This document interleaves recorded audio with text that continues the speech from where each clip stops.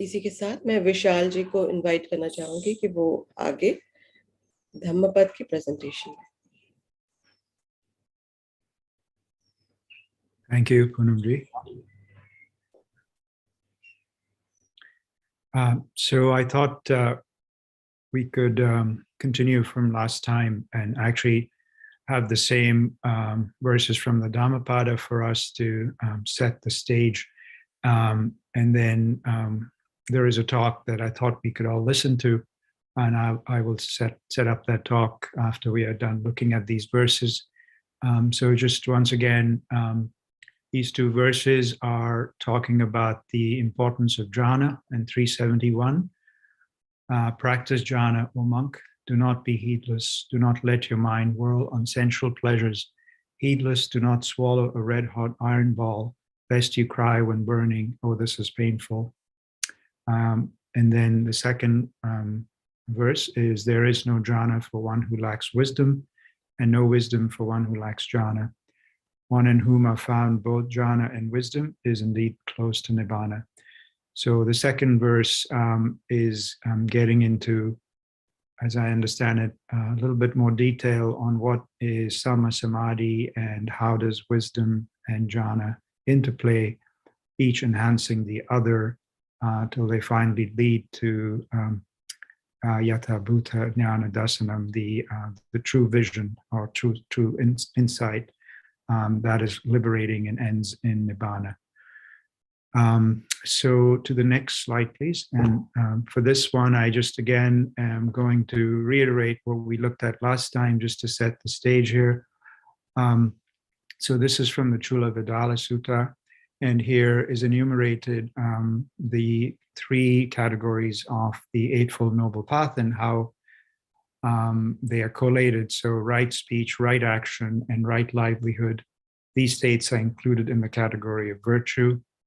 Right effort, right mindfulness, and right samadhi. These states are included in the category of samadhi. And right view and right intention, these states are included in the category of wisdom.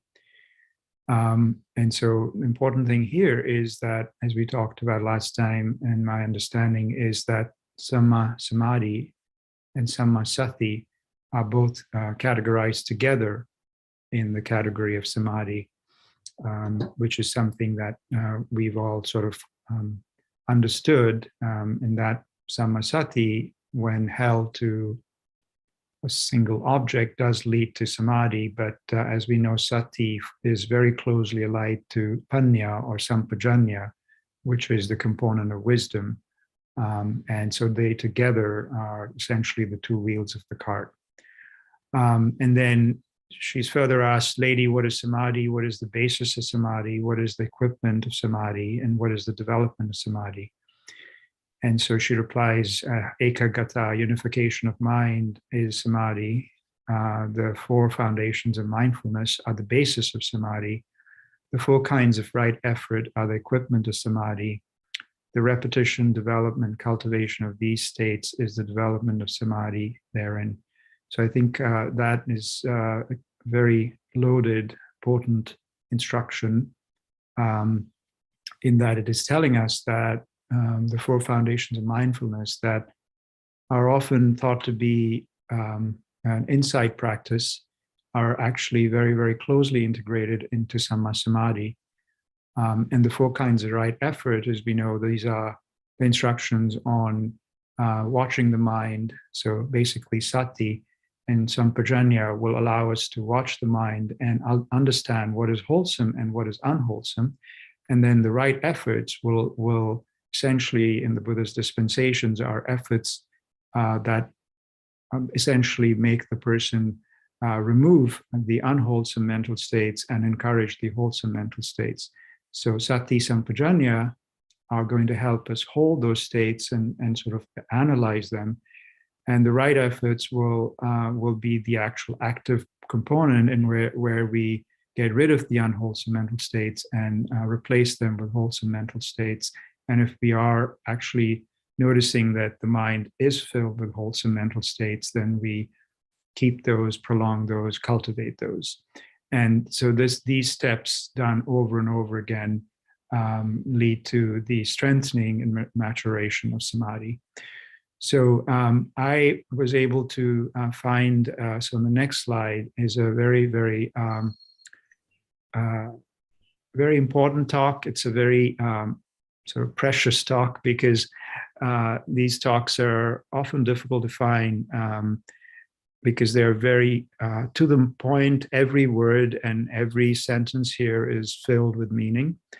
And so I would encourage all of us to listen to these over and over again, listen to this talk over and over again at our own leisure, and maybe, break it into little pieces, write notes, whatever. So Ajahn Anan is one of these disciples of Ajahn Chah. He was Ajahn Chah's principal attendant for many years. He is thought to have the highest attainments, and he's a very good teacher. He's very generous in his teachings. And this particular talk, he explains what is Samma Samadhi. It is translated by one of the monks in his temple. So I think we could listen to it. It's about 20 odd minutes long. And I'd probably recommend that we all just sort of try to meditate and keep our minds very centered as we listen to it. And afterwards we can discuss and analyze it in detail if we think that's appropriate.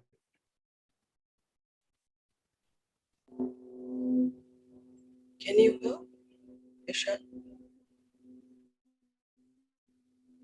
Vishal, can you hear? Yes, I can hear. It's the 31st of May, 2021. It's a Monday. And now we're training ourselves in samadhi for the sake of liberation. So this samadhi is the mind that is firmly established. And we do that through recollection, having our mindfulness, recollecting in the body and the feelings, the mind and the Dhamma. So there's this, and this gives rise to right view, what we call sammaditthi. So in the Noble Eightfold Path, the two factors that comprise wisdom is sammaditthi, this right view, and samma sankappa, this right intention, right thought. So these are the intentions not to harm, not to have ill will, and the intention of relinquishment, and to not find pleasure in the senses. And we see that if we have this, if we're still trying to find pleasure through sense objects, in sensuality, then this is what will cause us to be stuck and to be born and to die over and over. So when we have this right view, we see that suffering, this dukkha, arises because of the attachments that we have in our hearts. And if we're going to free ourselves from this, to put down this dukkha, then we need to walk this way of sila, samadhi, and panya, of virtue, collectedness, and wisdom. So we have this intent in our minds to not harm, to not have ill will, to not indulge in pleasures or find pleasure through forms, sounds, tastes, odors, tactile sensations. And through doing this, we're walking this noble path. So when we sit in meditation, we establish ourselves in this way. We're not speaking, so we have right speech. Occupation, what we're involved in, that is correct. Our mindfulness is recollecting the right things. And so we are established in this right samadhi then. And so when we come to sit and we establish our mindfulness and focused on developing our mindfulness as we are in these four foundations of mindfulness, then this is samadhi. So sometimes we have mindfulness that's recollecting the body, and we see the body as being just a body. And it's possible for the mind to become peaceful through doing this. Maybe just a small amount of peace arises. And so perhaps we look at the body in the aspect of its breath, the in-breath and the out-breath. Or perhaps we watch the movements of the body, have mindfulness over that. And so it's possible to gain a small amount of peace through this, through the mindfulness over the body. And what we call the mind that is well-founded in this way, having a little bit of peace, is Kanaka Samadhi. So we try to train ourselves in this, and we can contemplate a lot. Because ever since we came into this world, we've needed to use our thinking a lot. The wisdom that we have gained has come to us through our thoughts and through our memory. And that's how we've been trained. We've studied in this way. We've trained ourselves in this way. So if we try to just stop our thoughts altogether, that may be very difficult to do, but it is possible. And some temperaments, some characters, they like to contemplate a lot. So we can contemplate the body and look at its breath, the in-breath, the out-breath, contemplate the movements of the body, seeing it as just being a body that moves, seeing the body as being a heap of elements, as just being something, a constant, something that changes. We contemplate in this way. So when we contemplate for wisdom to arise, it's necessary to have a foundation of peace as well. And if there's peace to the level of Kanaka Samadhi, the small amount of peace, then the clarity of the wisdom that we gain will be to the level of that Kanaka Samadhi. But we just carry on doing this. We contemplate frequently. And sometimes the mind gathers together and we contemplate in a manner that allows us to see clearly, or more clear than we had before. And our wisdom becomes sharper. And as we carry on doing this, then the samadhi can develop into upajara samadhi, this neighborhood samadhi. And we just carry on practicing like this, in this way. And it's not sure if we have a lot of accumulated parami, if we've developed this a lot in the past. And it's possible that with this, when we sit in meditation, listen to a Dhamma talk, then our mind just gathers together. Sila, Samadhi, and Panya all come together and we can see the Dhamma, we can gain an understanding in this way. And jnana, this knowledge, arises. We can see arise and ceasing. We can see how all lives must end in death. And how when we're born with this world, we need to be separated eventually from everything that we meet in this world. And how there's no thing at all that belongs to us. When we see clearly in this way, then we've seen the Dhamma. And we may not expect it at all. We may not think that it would happen in that way. But it's just the mind, it can become still, it gathers together, and we gain this clear understanding at that point through that stillness. So when we have this stillness that comes through contemplation, then it's possible for the mind and the body to become very buoyant and light.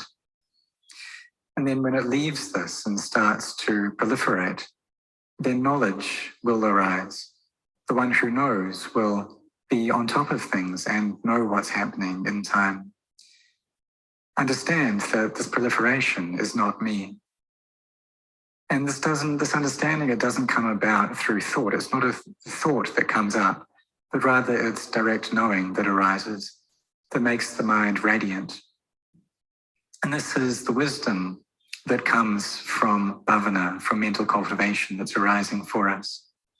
So we just carry on practicing. We carry on developing our parami and do this bit by bit, day by day. Sometimes we sit and we are aware of the breath coming and going. And then we can contemplate, and perhaps we can see emptiness there.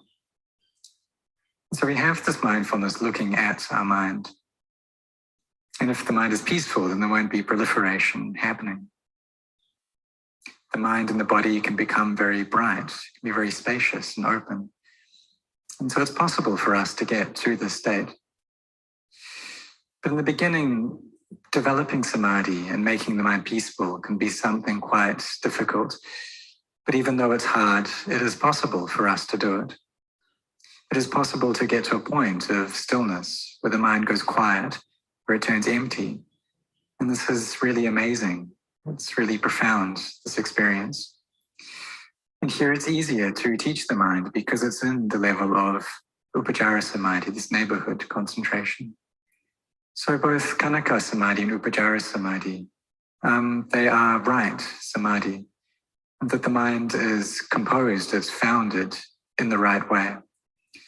Because of its purpose, that we're using this samadhi for the purpose of getting to know the noble truths, for the purpose of liberation.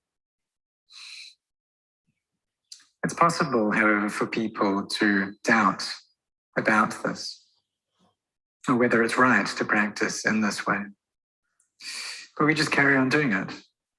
So like if we practice anapanasati, the recollection of the breath, well, this is recollecting in the body, right? And that we have our mindfulness established here, that we're contemplating in the body, and this Kaya Nupassana, recollecting the breath, the in-breath, the out-breath. And there are the factors of vitaka, vichara, piti, sukha, ekaggata, the initial and sustained application of the mind, and then joy, happiness, and one-pointedness. So if the mind is in a state of upacara samadhi, then it's like this. And sometimes we're able to just observe what's going on, and the mind become very still and peaceful. It can go into first jhana. And so this jhana, it's the focusing of the mind that's absorbed or just focused in one point. So the mind's very still, peaceful when it's in this first jhana, with these 5 factors that I previously mentioned. And then as that peace develops, then there are the factors of joy and happiness and ekaggata. So this is second jhana. And then in third jhana, there's this happiness and ekaggata, this one-pointedness. And then this develops and develops into one-pointedness, and also with the quality of upekkha or equanimity there. And so here this is fourth jhana, and there's a profound emptiness here. And so when we go into the state, then everything is empty. And then when we come out and we look at things, then we perceive everything as being empty. And so when samadhi goes really deep, it can be profound in this way. And so how are these different? How is jhana and samadhi different? When people go into this very deep jhana, these states of absorption, then they find great happiness there within that peace. And so the samadhi is khanika samadhi, and then there's upacara samadhi. These are the 2 levels of samadhi. And then when that peace develops, it goes into first jhana, then second, third, fourth jhana. And so through these states, the defilements are suppressed initially. They're still there, but they're held down by this samadhi. And so the samadhi, we could say that it's the suppression of the defilements when the samadhi is in the level of jhana. But what's important is that when we come out of any of these states, whatever state we've got into, however much energy there is, and then we use that, even though it may just be a small amount, to contemplate. Contemplate seeing the body as just a body, the feelings as just feelings, the mind as just mind, the dhammas as just dhamma. We contemplate like this. And when we do this, then this is samma samadhi. This is right concentration or right collectedness. Because it's based upon right view, it's based upon right intention. And all of the other factors of the path are correct.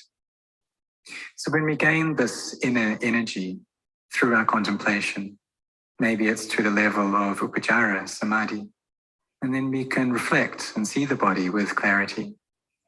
And doing this is samma samadhi.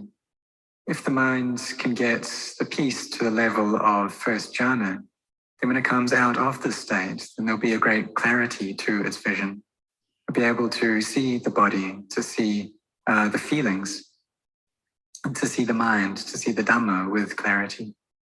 And it will gain a clearer insight that it had done before. And so this is when the mind is in jhana, and it can contemplate the Dhamma in this way, when it has that energy of jhana, and it will see with clarity. And so this contemplation and the collectedness of mind, stillness, they rely upon each other, they depend upon each other. So even if we can just get into a small level of samadhi, then we should use that to contemplate. But if it is just a small amount, it won't be very clear the way that we see things. And perhaps there are people who can get too much samadhi and they just go into those states and find great pleasure there. But that's just suppressing the defilements. The defilements are still present, however. But what's important is that when we have samadhi, then we use that to contemplate. And when we use that samadhi to contemplate, then that is right samadhi, seeing clearly into the body. But for us, if we try to only walk the way of samadhi, just the way of stillness, the way of calm, and trying to develop jhanas in this way, it's really not easy to do. Because the beings who are around these days, who have that kind of parami, who have developed themselves in that way, are very few. And mostly now people think a lot, their minds are quite scattered, and they don't really like to develop peace, but rather they prefer to contemplate. They're more after wisdom. So if we're like that, then we should contemplate a lot. We need to do that a lot, really focus on that. And really put up a fight. Don't be afraid of it. Whatever emotions come up, then let them come. If the mind thinks, then just follow up on that thinking. And that we're intent on practicing the Dhamma. So if there's a lot of thoughts that are going on, then look at those thoughts, follow those thoughts. What are they about? If the mind proliferates, then just let it go and proliferate. And just carry on proliferating. And some monks are like this. They like to think about many things. So just allow it to think until its conclusion, to think until it reaches the very end, to think until we die, to think right until the point of death. And so just do this, allow the mind to think and proliferate right till the very end. And we shouldn't get deluded in the age that we have. You know, some people think that maybe 70, 80, 90 years old, then they'll die, but that's not sure.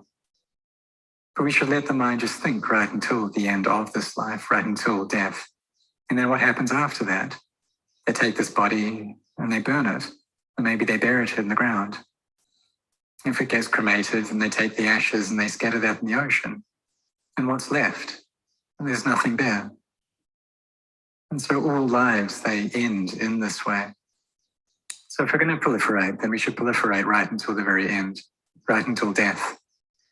Allow the thoughts to die in this way. And so it's natural that the mind will be caught on these things, that it still finds pleasure in forms and sounds and tastes and odors and tactile sensations, and it still thinks a lot, and that's natural. But we shouldn't be afraid of that, but really take this practice on to use this contemplation to bring the mind to peace. And we can do this to develop samadhi to each level. And we can practice in this way, and we should walk like this. And then one day the mind will gather together. Samadhi will become full. It will have this mindfulness there. That our sila is good already. And so these factors, they will gather together. And we gain clarity of insight. We don't doubt anymore. We see that things really are this way. So we should contemplate that bring the mind to stillness, to peace, to quiet. It's possible to do this to the point of jhana. But what's important is that when we come out of these states of samadhi, then we don't get deluded, but rather we use that to contemplate, use that to see the body as being empty. And it can be really clear, this insight here, and see that the body is just a body, and we see that with great clarity. It's crystal clear. There's no doubts anymore. And then we've seen the Dhamma at this point, and we gain this on the basis of samadhi that we have. And so this is using our samadhi and using contemplation for the sake of liberation, for freedom.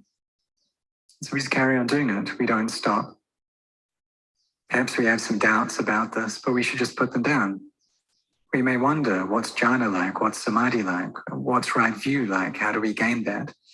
But we just carry on walking this way, carry on cultivating right view, having mindfulness here in the body, putting effort in this way, And sometimes we can look at the mind and ask ourselves, what is this mind thinking about? And no matter what it thinks about, are we going to have to die? All of us are going to have to die. We may think that we're going to stay in this world for a long time, that we're going to live to a ripe old age, but that's not sure. And we can see that nowadays, right? There are lots of people dying because of COVID. There are many people dying in accidents, and some people even die due to the COVID vaccine. And so in conclusion, life is not sure. So we should contemplate in this way and don't be afraid of it. And then when we reach our time to die, then it's our time to die. And it is that way because of causes and conditions, because of the karma that we've created. So there's no need to be afraid. So we contemplate like this and do this frequently, more and more frequently, until we're able to destroy the first three fetters, the first three barriers of self-view, of attachments to rites and rituals and skeptical doubts. But we're going to need to train because it does take time. And we need to just carry on practicing, do this steadily, do it little by little, and carry on in this way. And as we do this, then we'll be able to abandon things, we'll be able to put things down, we'll be able to get clarity, and we'll be able to be relieved of our doubts through our practice. And it happens in this way. And so sometimes we may wonder, what's jhana like and how is this different from samadhi? But we shouldn't doubt about this, but rather just carry on practicing, just carry on putting in our efforts. We may wonder whether these levels of jhana, whether they're right samadhi, whether this is samma samadhi. But if we take these states of jhana and we use them to contemplate, then this is samma samadhi. Or it may just be a small amount of samadhi, and we use that to contemplate, and that's also samma samadhi. So this is samadhi for the sake of clear insight, for the sake of getting to know and understand the Four Noble Truths. And so we practice in this way. And all of us practitioners, we all have this foundation of generosity already. And some people, they wonder, or they say that I haven't really done anything for my teacher. I haven't been able to serve or be of benefit to my teacher. But it's this practice. This practice is our way of serving our teacher. So we have our sila and we recollect the goodness that we've done. We chant, we meditate, and all of this is our way of paying homage through our practice. And so we walk in this way, we carry on this path of sila, samadhi, and panya. And this is our means for paying puja, homage to the Buddha, the Dhamma, the Sangha.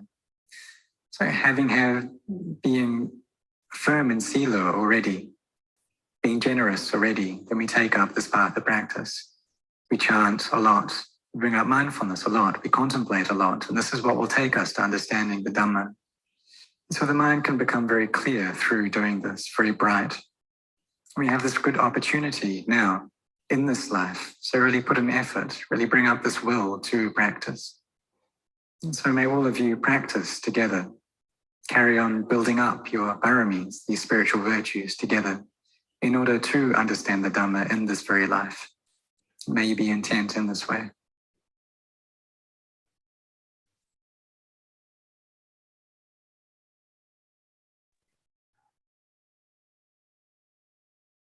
So that was the end of the talk. We could open it up for questions and discussion. I might just very quickly make a couple of real quick points. I think that the thing that all of the Kruba Ajahns talk about, and I've had occasion to ask a few, the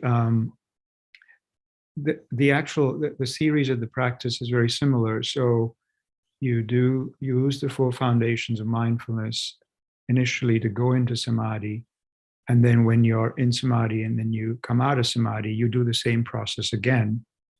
And this is essentially the circular thing, because when you contemplate after coming out of samadhi, your mind becomes actually much, much more quiet, and then you go back into samadhi, and then you keep doing this process till you're done for the day or for the hour.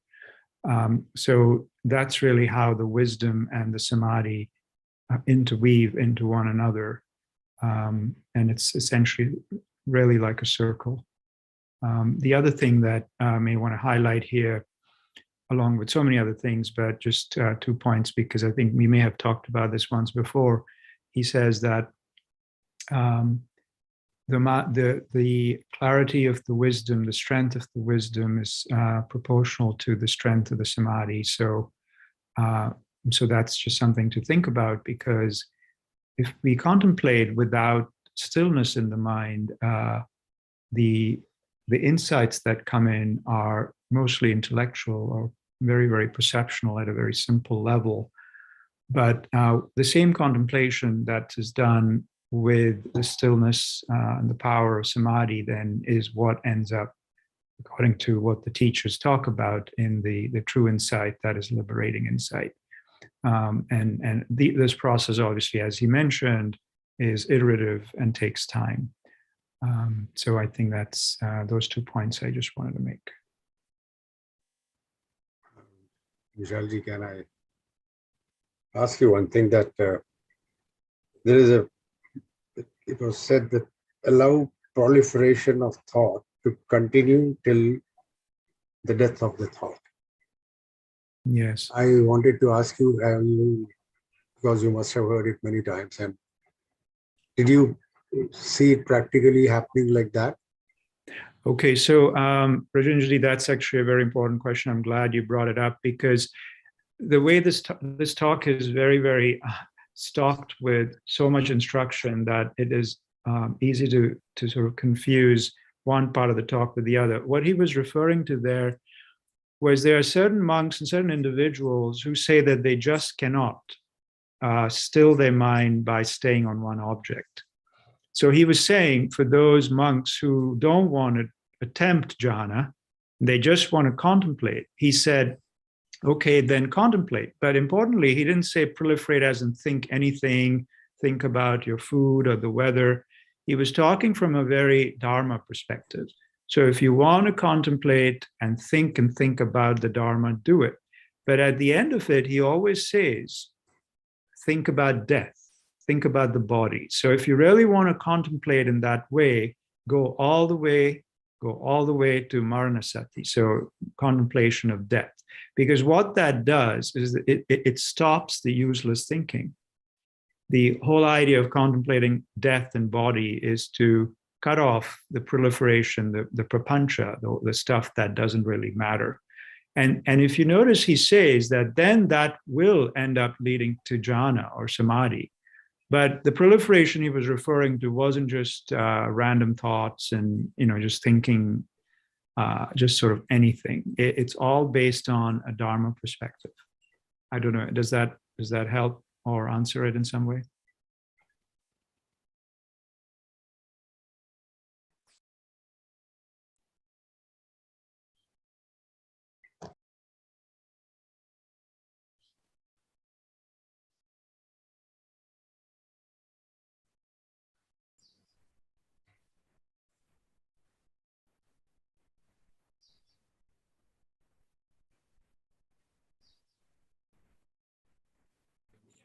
Ask something? Sorry, can you hear me? Yes, Surendra Prasadji, we can hear you now. So I just want this clarity about the process of samadhi. So basically we Vaibhav, could you be please loud? सवाल सुनाई नहीं दे रहा. So I just wanted this clarity about the process of samadhi. So I mean, we take a position, we have this anchor, and then we breathe. We concentrate on like in breath and out breath, and then if mind wanders off, we know, we get aware about it, and then we just sort of mind naturally, if we get aware about it, the mind naturally comes back to the anchor. Now, we have talked about these right efforts uh, to bring in about in this practice. So, how to do that means when Yes. suppose mind wanders off, then should we? I just said that when mind wanders off, we get aware about it and then allow the mind to naturally come on to the anchor. But when we are talking about right efforts, do we look at when mind wanders off, do we look at the content and contemplate that if it is wholesome or unwholesome, and then like using some tools try to abandon it? So how do we bring in right efforts into this practice of samadhi? Yes. So that's also a very good question, and I'll answer it to the best of my understanding. So when we're attempting to make the mind unified, ekagata, any thoughts that come into the mind, we abandon them and come right back to the object of meditation. This idea of we're aware of the thought and letting it naturally go away is sort of a trap, because really anything you decide to do with it is an intention. You can decide to get lost in the thought, or you can decide to partially engage in the thought, or you can decide to come right back to your meditation object. All of those things are intentional. So there is no such thing as naturally let the thought go. Naturally is sort of a tricky word, because based on what? So what in the Kubajans teaches, when you're doing samadhi, keep the mind centered. If any thoughts come, you stop and come back to your meditation object. The idea whether, I should first let them die naturally or not, it doesn't ever come up in these instructions. If the intention of the sitting is to develop samadhi, ekagata, then the right dharma of that moment is that you come back to the object of meditation, the breath in this case. And so you want to stay with the breath. You want to stay with the breath 5 minutes, 10 minutes, 20 minutes, stay with the breath. And then essentially, let the piti and sukha develop as the consciousness or the awareness or the attention is one with the breath. Then, the natural process occurs from that sort of conjoining of those two. But yeah, so if there are distracting thoughts, memories, we bring the mind back. We bring the mind back. Now, the important thing I may want to point out, as I understand it, is that we do not do this letting go with aversion. So you don't want to have aversion in your mind and say, oh, why am I having this thought? Or, oh, I wish I wasn't having this problem or that problem. So the letting go of the thought has to be done with wisdom. And that's when, so let's say there is a distraction that gets your mind caught up and you're in prapancha, or you sort of started proliferating, then you have to let go that with wisdom. And by that, I mean understanding the three characteristics, anicca, dukkha, anatta. And then the letting go has to be sort of done without aversion. Now, in early stages of a practice, that may not always happen, but over time, then it does happen. But yeah, the important instruction here always is to stay with the breath. Always come back to the breath, but do this motion without generating aversion in the mind.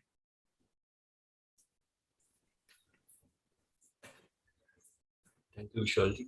One just follow-up question is that this formal sitting is fine, but what preparation can we do, in day-to-day life, or when we go about doing things before getting to this formal the formal sitting? So yes, for the practice of samadhi. So in this, Ajahn Anand talks about it, and this is something the Kubajans talk about all the time, and I think we had talked about it briefly last time. So the practice over the entire day is the one of satipatthana, and that can be simplified into just watching the mind, the nama rupa, the mind and the body, if you want. but always being aware of what the mind is doing. So that, and I think Ajahn Shah had talked about in the last talk from last week, was keeping the mind at normality or neutrality. So this idea that you had initially asked in context with the breath, what happens if thoughts come while you come back to the breath? You do the same thing over the entire day. You keep your mind always centered. You keep your mind always away from greed and hatred, because those are the sort of two things that the mind gets caught up in. You're aware of what the mind is doing at all times, and you keep the mind centered. So some Kubajans will say something very strong. They'll say, don't stop thinking all day. Do what you need to do, but keep in mind that you spend most of your day just thinking aimlessly. So keep the energy of the mind from being dissipated over the entire day. So you could do that. Either some people might find that watching the mind is too difficult, but it's certainly worth an effort. Others will, other ajahns will say, keep your mind in the bodies, keep your awareness in the body. So that means always be aware of anything you're doing. And the whole idea behind that is, again, to be aware that the mind isn't drifting off. Keep the mind caught up in the awareness all the time, this intentional sort of non-judgmental awareness. By that, always being aware of what's happening, but keeping the mind in the center. And so what happens then is that when you do finally come to do your formal sitting, and you've been able to, in the day-to-day daily life, to keep the mind from getting caught up in greed and hatred, then the mind is already pretty calm. And then when you come to sit and you sit and watch the breath, very quickly, it drops into peacefulness. And so actually most of the practice the teachers talk about is done not on the cushion when you're formally meditating, but during the entire day. Because if during the entire day we have not been able to be disciplined in keeping the mind in the center, then the mind is filled with all of these thoughts and emotions. And then when you sit on the mat, it's very difficult to control that mind and get it into peacefulness. So that's sort of how I understand the way they describe it. Thank you.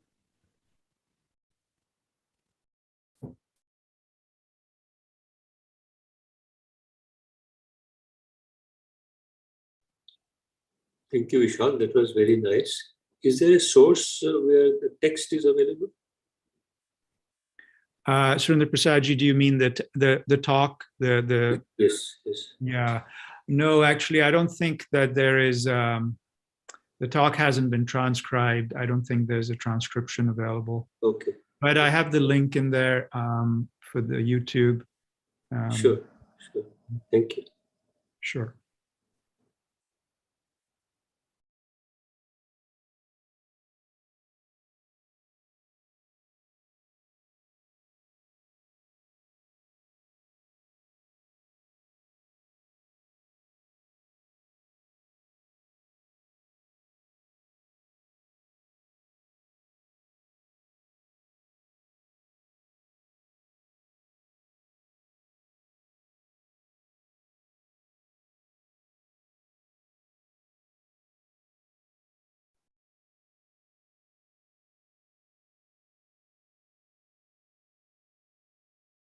So, Vishalji, can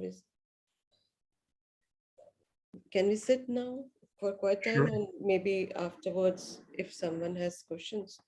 Yes, please. Yes. Yeah. So we can sit till 6:55.